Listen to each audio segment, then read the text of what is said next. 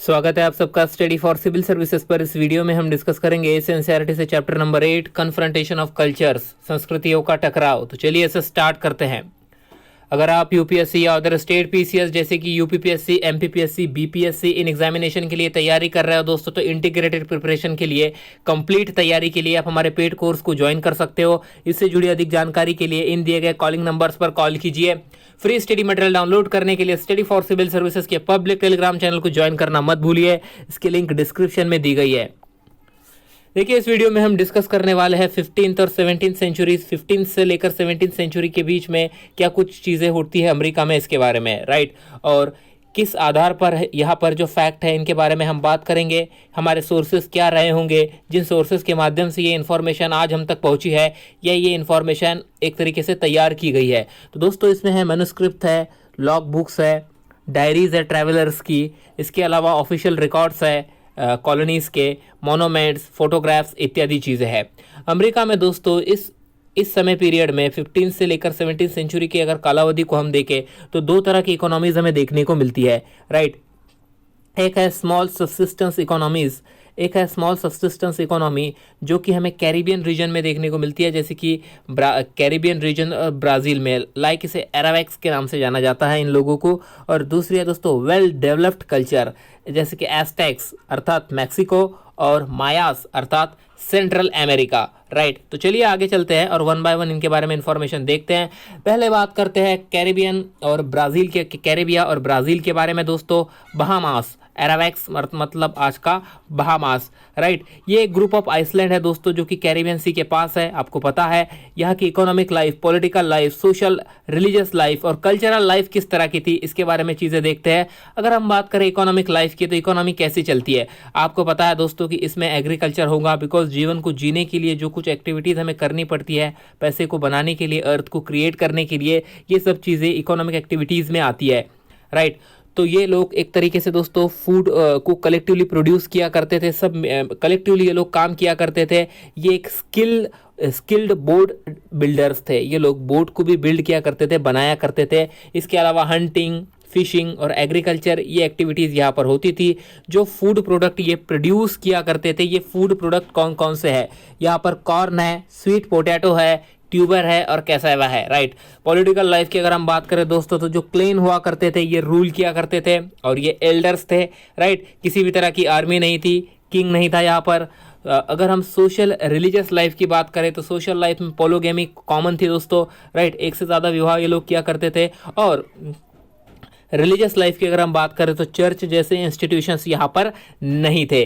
Cultural life को अगर हम देखें दोस्तों, तो गोल्ड के ऑर्नामेंट्स का यूज़ किया जाता था और इनकी जो विविंग के आर्ट है इसमें भी ये लोग काफ़ी एक तरीके से एक्सपर्ट थे, हम ऐसा कह सकते हैं। नेक्स्ट सोसाइटी है हमारी the organise state system in central and south America.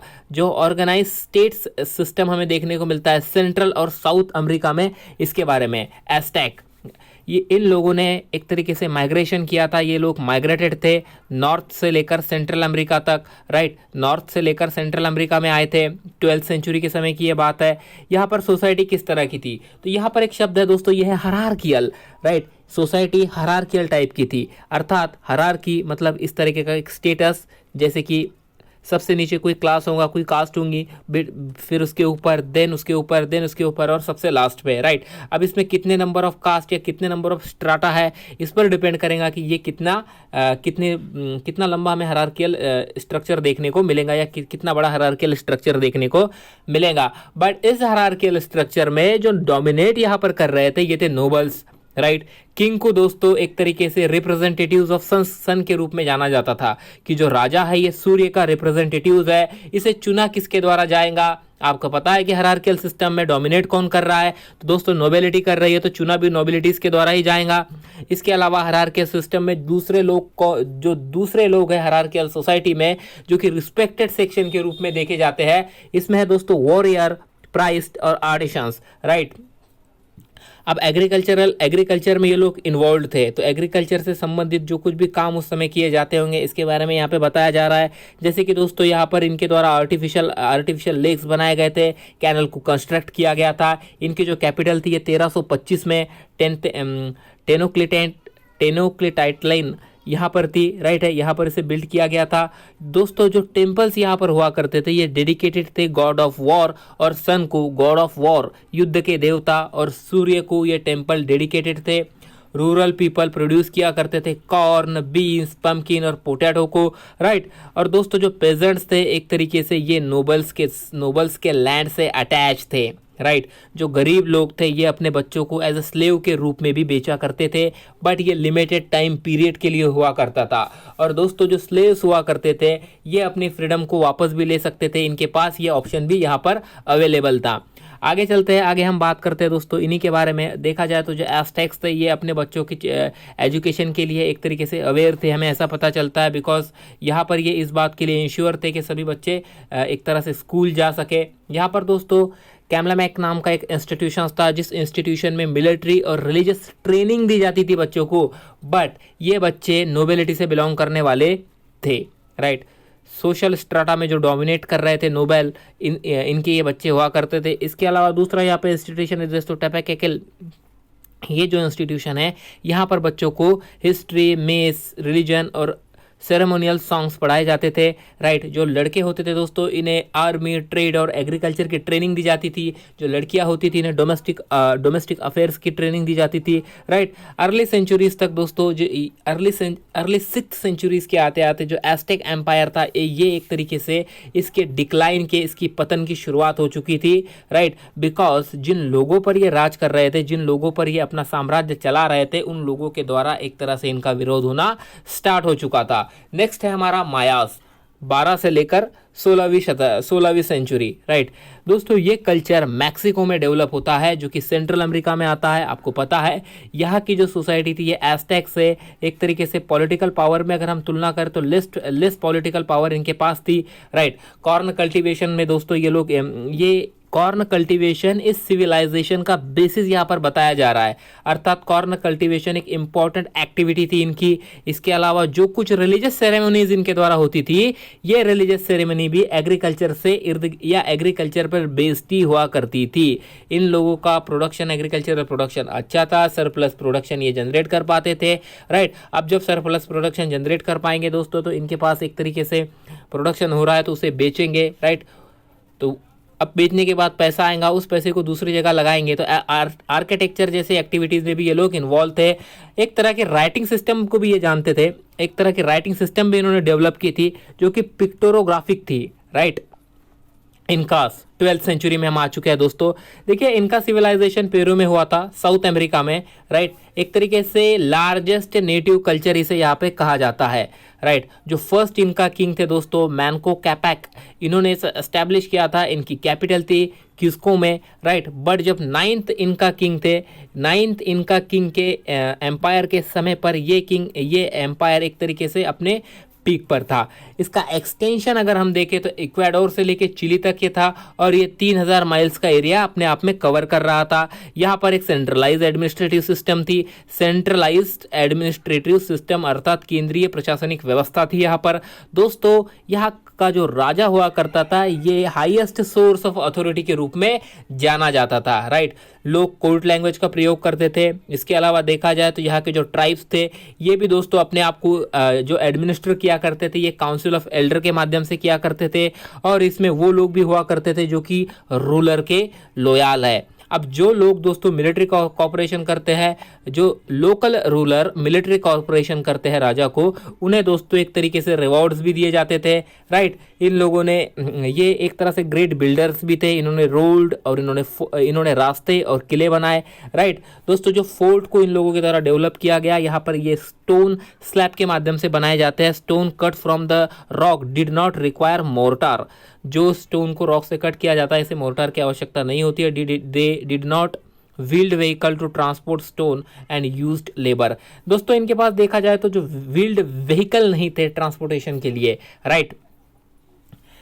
इनका सिविलाइजेशन का बेसिस भी एग्रीकल्चर था। ये हिली एरिया है, यहाँ पर भी दोस्तों एग्रीकल्चर के प्रैक्टिस किया करते थे टेरेसेस को बनाकर, राइट। इसके अलावा अगर हम देखा जाए तो इरिगेशन, एक तरीके से इरिगेशन की मीन भी इन लोगों ने डेवलप कर लिए थे। ये कॉर्न और पोटैटो को प्रोड्यूस कर रहे थे, राइट। इसके अलावा हाई क्वालिटी में, क्वालिटी के बारे में अगर हम देखें तो विविंग और पोल्ट्री में ये लोग काफ़ी आगे जा चुके थे।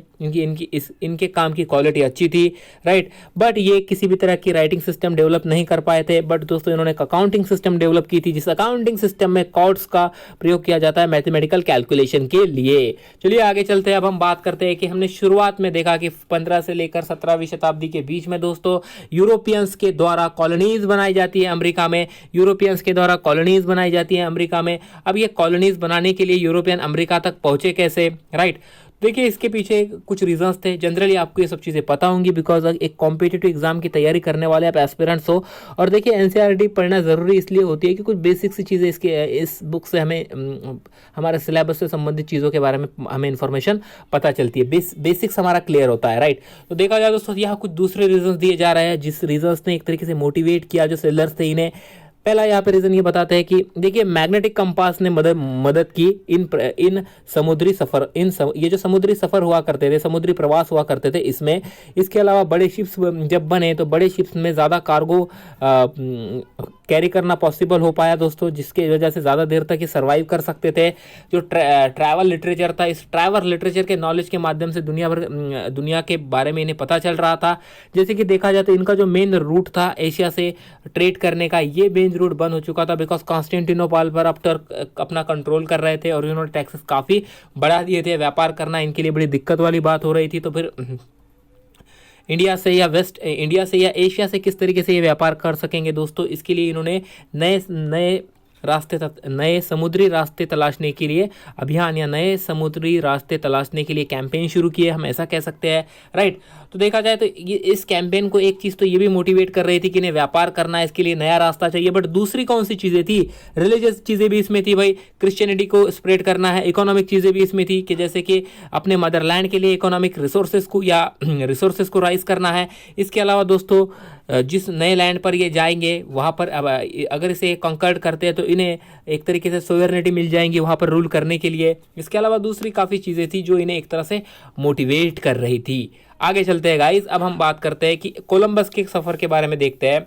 क्रिस्टोफर कोलंबस जो कि इटालियन थे, इनके इस वॉयज को एक तरह से स्पॉन्सर किया गया था स्पेनिश रूलर्स के द्वारा। दोस्तों इनके सेल की शुरुआत हुई थी पैलोस के पोर्ट से 1492 में, राइट। एक बड़े और दो छोटे शिप के साथ 14 सेलर्स के साथ ये निकलते हैं। और दोस्तों ये पहले जिस ज़मीन को टच करते हैं उन्हें लगता है कि ये इंडिया आ चुके हैं, उन लोगों को ये इंडियंस कहते हैं। बट दोस्तों बाद में उन्हें पता चलता है कि ये इंडिया नहीं है, ये तो कोई और ही जगह है। इसके बाद ये वहाँ से निकलकर दूसरी जगह पर जाते हैं दोस्तों। वहाँ पर ये लोगों को उस इलाके को ये समझते हैं कि ये जापान आ चुका है, बट वो जापान नहीं होता है, कोई दूसरा ही एरिया होता है। फिर कोलंबस रिटर्न चले जाते हैं, राइट।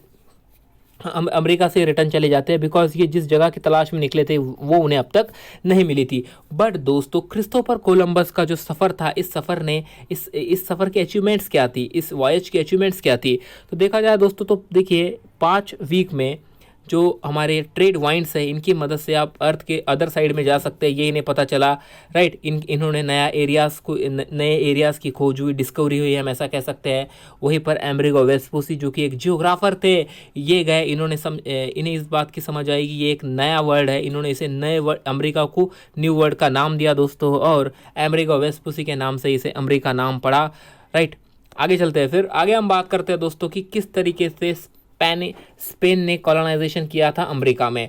तो इस बारे में हम पहले भी बात कर चुके हैं इस वीडियो सीरीज में। वहाँ पर हमने देखा था दोस्तों कि स्पेन का जो कॉलोनाइजेशन था, इस कॉलोनाइजेशन में हॉर्सेस और गन पाउडर के अलावा डिसीज़ ने भी इनकी मदद की थी बिकॉज ये न्यू वर्ड था, ये नई जगह थी। यहाँ पर रहने वाले लोगों में एक तरीके से डिसीज़ के प्रति जो इम्यूनिटी होती है किसी पर्टिकुलर डिसीज़ के प्रति दोस्तों, वैसी नहीं थी। वैसा ही एक डिसीज़ था चिकन पॉक्स। अब ये स्पेनिश सोल्जर जो यहाँ से गए थे ना, इन स्पेन के सोल्जरों के पास दोस्तों इसमें से कुछ सोल्जर बीमार होंगे या कुछ बीमार हो गए होंगे स्मॉल पॉक्स की वजह से। ये अपने साथ इस डिसीज़ के जो कारक विषाणु है या जो कुछ भी चीज़ें हैं जो पैथोजेन इसे हम कहेंगे, ये अपने साथ ले जाते हैं दोस्तों। वहाँ पर न्यू लैंड में जो लोग हैं, जो इंडिजिनस पीपल है, इनके प्रति, इनके बॉडी में इस न्यू स्मॉल पॉक्स के प्रति या इस न्यू डिसीज़ के प्रति एक तरीके से इम्यूनिटी नहीं होती है। और इम्यूनिटी ना होने की वजह से न ही इनके पास इम्यूनिटी थी, न ही इससे निपटने के इनके पास रास्ते थे, न ही इनके पास दवाइयाँ थी, तो काफ़ी लॉस इनका होता है। अब देखा जाए यहाँ पर जाने के बाद दोस्तों, इन्होंने यहाँ पर क्या, ये चाहते क्या थे यहाँ से गोल्ड और सिल्वर चाहते थे फर्स्ट ऑफ ऑल। दूसरी बात, जो लोकल चीफ्टर्स थे, जो लोकल सरदार थे, इन लोकल सरदारों को भी इन्होंने फोर्स किया कि आप हमारे लिए नई जगहें और नए सोर्सेज गोल्ड के तलाश कीजिए, राइट। ये सब चीज़ों के बारे में यहाँ पे बताया जाता है। तो आगे चलते हैं गाइज, आगे हम बात करते हैं पिज़ारो एंड द इनकास के बारे में। भाई पिज़ारो ये पहुँचते हैं कैरिबियन आइसलैंड में 1502 में, राइट। ये कोशिश करते, इन्होंने कोशिश की थी दोस्तों, made attempt to reach the Inca kingdom from the Pacific. ये पैसिफिक से इस किंगडम की ओर गए थे। The Spanish king offered Pizarro the governorship of Inca land, और स्पेनिश किंग ने पिज़ारो को इस लैंड की गवर्नरशिप ऑफर की, राइट, ऑफर्ड की। और दोस्तों 1532 में Pizarro reach the Inca land and captured the king Atahualpa, right. और यहाँ पर 1532 में पहुँचते हैं और अताउल हेल्पा को एक तरीके से वहाँ के जो किंग थे इसे कैप्चर करते हैं। दोस्तों ये जो किंग था ये इन्हें गोल्ड रैंसम के रूप में ऑफर करता है, और एक तरीके से ये इसे रिलीज़ कर देंगे तो रैंसम के रूप में इन्हें गोल्ड दिया जाएगा। पिज़ारो किंग को एग्जीक्यूट कर देते हैं दोस्तों, और उसके उस इलाके को, उस कंट्री को, एक तरीके से ऑक्यूपाइड कंट्री को लूटते हैं। The next is a Cabral and Brazil. भाई ब्राज़ील को डिस्कवर किया था कैब्राल ने 1500 में। जो पुर्तगाल के किंग थे दोस्तों, इन्होंने इस एरिया को डिवाइड किया था 14 हेरिडेटरी कैप्टनसीज में, कि 14 कैप्टनसीज में इस एरिया को डिवाइड कर देते हैं, राइट। जो पोर्तुगीज थे इन्हें राइट टू लैंड ओनरशिप दी गई थी। इन्हें लोगों को स्लेव बनाने का राइट भी दिया गया था, इनके पास ये राइट भी था, राइट। दोस्तों ये यहाँ से शुगर प्रोड्यूस कर रहे थे, शुगर केन के प्लांटेशन कर रहे थे। शुगर केन के प्लांटेशन के लिए लेबर की ज़रूरत है। लेबर कहाँ से आए थे? तो दोस्तों वहाँ के लोकल लोगों को या स्लेव का इन्होंने यहाँ पर प्रयोग किया। पोर्तुगीज जो किंग थे इन्होंने एक तरीके से दोस्तों यहाँ पर गवर्नमेंट एस्टेब्लिश की कैपिटल के साथ। इनकी कैपिटल साल्वाडोर में थी, राइट। बट जब क्रिश्चियनिटी को इन लोगों ने एक्सेप्ट कर लिया तो ऐसे में दोस्तों स्लेवरी के अगेंस्ट भी बातें होने लगी। अब हम बात करते हैं कि conquest, colonies and slave trade के बारे में। देखा जाए तो जिस सफ़र की शुरुआत हुई थी, इस सफ़र के कॉन्सिक्वेंसेस हमें देखने को मिलते हैं यूरोप, अमेरिका और अफ्रीका में। 15th सेंचुरी में दोस्तों मैरीटाइम प्रोजेक्ट प्रोड्यूस किया जाता है, जो एक तरीके से सी रूट की नॉलेज देता है, राइट। जो गोल्ड और सिल्वर एक तरह से आ रहा था, इस गोल्ड और सिल्वर की मदद से इंटरनेशनल ट्रेड एक्सपांड हो रहा था, इंडस्ट्रियलाइजेशन हो रहा था। स्पेन और पुर्तगाल ने दोस्तों इसे प्रॉपरली यूटिलाइज नहीं किया, इसका प्रॉपर बेनिफिट इन्हें नहीं मिला। बट इंग्लैंड और फ्रांस ने इसका अच्छा एडवांटेज लिया, right. Huge income invested in the trade are building up merchant navy. इन्होंने पैसों को एक तरीके से इन्वेस्ट किया दोस्तों मर्चेंट नेवी को और ट्रेड को एक तरह से बिल्ड करने के लिए, बनाने के लिए। Merchant form joint stock companies, sent trading expeditions and establish colonies. फिर ये मर्चेंट्स क्या करते हैं? जॉइंट स्टॉक कंपनीज बनाते हैं, राइट। और एक तरह से देखा जाए तो वहाँ जाकर कॉलोनीज स्टैब्लिश करते हैं। They introduce European with the product of New World like tobacco, potato, cane sugar, cacao, rubber, chillies and other मतलब दूसरे कंट्रीज में ये सब चीज़ें इंट्रोड्यूस की गई यूरोपियंस के द्वारा। They introduce Europeans with the product of the new world. भाई न्यू वर्ल्ड के प्रोडक्ट थे जो यूरोप में ये लोग लेकर आए और यूरोपियन को इनसे परिचित कराया, जैसे कि tobacco, potato, cane sugar, rubber, right, chillies etcetera. The immediate consequences of the physical dissimulation of the local population, destruction of the native livelihood and their enslavement in mine, plantation and mills। देखिए immediate consequences, उस समय का जो consequences क्या देखने को यहाँ पर मिला, ये लोकल पॉपुलेशन पे देखने को मिला दोस्तों। उन्हें एक तरीके से स्लेव बनाया गया, माइंस में, प्लांटेशन में और मिल्स में। जो प्लांटेशन फील्ड थे यहाँ पर इनसे काम किया जाता था। स्लेवरी इन साउथ अमेरिका, एक तरह से देखा जाए दोस्तों तो ये जो कैपिटलिस्ट सिस्टम है प्रोडक्शन का, राइट, ये स्लेवरी के साथ आगे चल रहा था। यहाँ पर इकोनॉमिक बेनिफिट के लिए, इकोनॉमिक गेन के लिए लोगों का एक्सप्लॉयटेशन एक तरह से आवश्यक बन गया था, या इसी के माध्यम से इकोनॉमिक गेन हो रहा था, right. Philip second of Spain ban force labour in 1601। भाई 1601 में फिलिप्स द्वितीय जो कि स्पेन के एक तरीके से स्पेन से थे, इन्होंने इस फोर्स लेबर को बैन किया और एक लॉ आता है 1609 में, जिस लॉ के माध्यम से स्लेवरी को अबॉलिश कर दिया गया। राइट दोस्तों, स्लेवरी को इस लॉ के माध्यम से अबॉलिश कर दिया गया था। But settler compelled king to withdraw the law. But देखा जाए दोस्तों तो देखिए इस लॉ को भी विड्रॉ किया जाना चाहिए। इसके लिए जो सेटलर्स थे ये कोशिश कर रहे थे। New African slave were imported. अब भाई स्लेव यहाँ से नहीं बन सकते ना, तो अफ्रीका से ये लोग लाने लगे। Slavery existed in Africa because Africa में तो स्लेवरी अभी भी एग्जिस्टेंस थी। Right, even African help in the capture of slave in lieu of crops imported from the south America. भाई ये सब चीज़ें हो रही थी, दूसरी जगह से स्लेव्स आ रहे थे। Reassessment of suffering experience by African slaves is still going. Right, और एक तरीके से देखा जाए तो जो सफरिंग हो रही थी अफ्रीकन स्लेव्स की, इनके बारे में एरिक विलियम्स ने अपनी बुक कैपिटलिज्म और स्लेवरी में लिखा भी है। राइट, तो देखा जाए छोटा सा ये चैप्टर था और इस चैप्टर में हमने की पॉइंट्स पर ही बात की। राइट, इस चैप्टर में हमने की पॉइंट्स पर ही बात की। बुक में काफ़ी सारी चीज़ें लिखी होती है और सभी चीज़ें समझना या जानना हमारे लिए आवश्यक नहीं होती है। तो संस्कृतियों का टकराव ये था। अब संस्कृतियों का टकराव कैसा हुआ, हमने टकराव के बारे में तो बात ही नहीं की। राइट, तो दोस्तों देखा जाए तो आप ऐसे समझिए कि यूरोपियन कंट्रीज़ न्यू वर्ल्ड में जाती है, अपना कल्चर अपने साथ लेके जाती है। यहाँ के एग्जिस्टिंग कल्चर को ये किसी भी तरह से वैल्यू नहीं करती है, ना ही उसकी रिस्पेक्ट करती है। तो इस तरह से संस्कृतियों का टकराव हमें देखने को मिलता है। तो यही सब चीज़ें इस अध्याय में थी। इस अध्याय को अंत तक देखने के लिए आपका बहुत बहुत बहुत आभार। हम मिलेंगे अगले वीडियो में। Till then bye guys.